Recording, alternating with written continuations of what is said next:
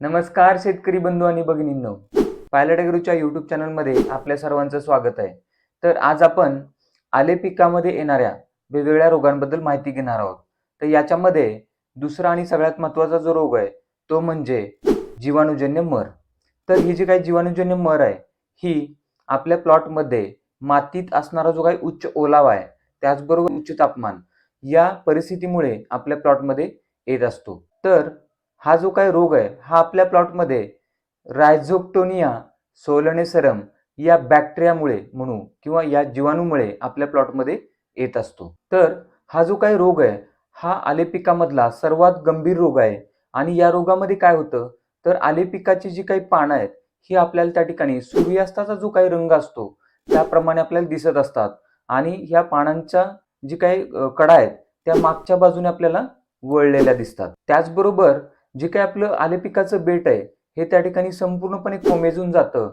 त्याचबरोबर जे काही फुटवे आहेत ज्या फुटव्यांची जी काही कंदाशी त्या ठिकाणी जो जोड असतो तर त्या ठिकाणी काय होतं की जे जोड आहे तो मऊ पडतो. त्याचबरोबर त्याचा अत्यंत घाणेरडा वास आपल्याला त्या ठिकाणी येत असतो. ज्यावेळी आपण हे जे काही फुटवे आहेत हे फुटवे आपण त्या ठिकाणी काढले आणि जर काचेच्या भांड्यामध्ये आपण पाण्यामध्ये ते जर बुडवले तर त्या ठिकाणी आपल्याला पांढऱ्या रंगाचा जो काही द्रव आहे हा बाहेर पडलेला दिसतो आणि याच्यावरूनच आपल्याला लक्षात येतं की आपल्या प्लॉटमध्ये जीवाणूजन्य मर ही त्या ठिकाणी आलेली आहे. तसेच या रोगामध्ये आपल्याला जी काही पानं आहेत आले पिकाची ही त्या ठिकाणी खालच्या बाजूने वर त्या ठिकाणी सुकताना दिसत असतात आणि एक ठराविक लक्षण म्हणाल तर जे काही लहान बेटा असतात तर ही जी लहान बेटा आहेत ही आपल्याला त्या ठिकाणी दुपारच्या वेळेमध्ये त्या ठिकाणी सुकताना दिसत असतात. तर या रोगाच्या नियंत्रणासाठी आपल्याला पूर्व काळजी काय घ्यायची आहे तर सर्वप्रथम आपल्याला जे आपण बियाणं लागवडीसाठी वापरणार आहोत हे रोगविरहित असणं अत्यंत गरजेचं आहे.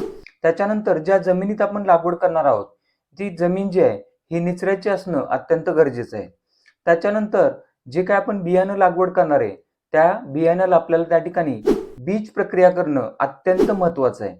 त्याच्यानंतर जी काही जमीन आपण वापरणार आहोत लागवडीसाठी त्या जमिनीत आपल्याला सेंद्रिय घटकांचं जे काही प्रमाण आहे हे मोठ्या प्रमाणावर त्या ठिकाणी वापरायचं आहे जेणेकरून त्या जमिनीला ताकद मिळेल. त्याचबरोबर आपल्याला त्या ठिकाणी माती परीक्षण करून आपल्या पिकाचं एकात्मिक खत व्यवस्थापन करायचं आहे आणि पाणी परीक्षण करून त्या ठिकाणी आपल्याला जी काही खतं आपण टाकणार आहोत त्या खतांची उपलब्धता वाढवण्यासाठी आपल्या पिकाला मदत करायची आहे. त्याच्यानंतर आपल्याला आपल्या प्लॉटमध्ये निचऱ्याची सोय करणं अत्यंत महत्वाचं आहे जेणेकरून पावसाचं जे काही पाणी असेल ते आपल्या प्लॉटमधून निघून गेलं पाहिजे.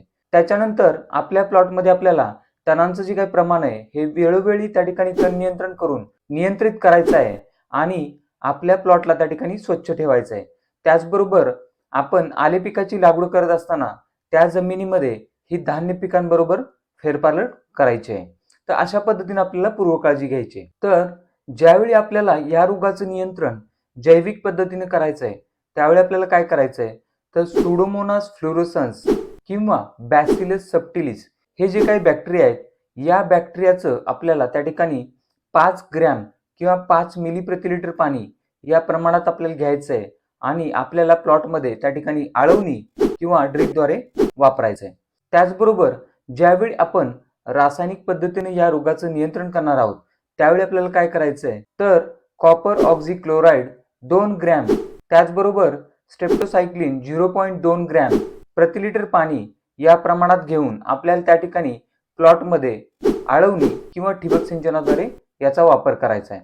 तर या रासायनिक जीवाणूनाशकांमुळे त्या ठिकाणी हा जो काही बॅक्टेरिया आहे म्हणजे जीवाणू जो आहे जो आपल्या प्लॉटमध्ये या रोगाचा त्या ठिकाणी प्रादुर्भाव निर्माण करत आहे तर या बॅक्टेरियाला त्या ठिकाणी मारण्यासाठी आपल्याला मदत होणार आहे.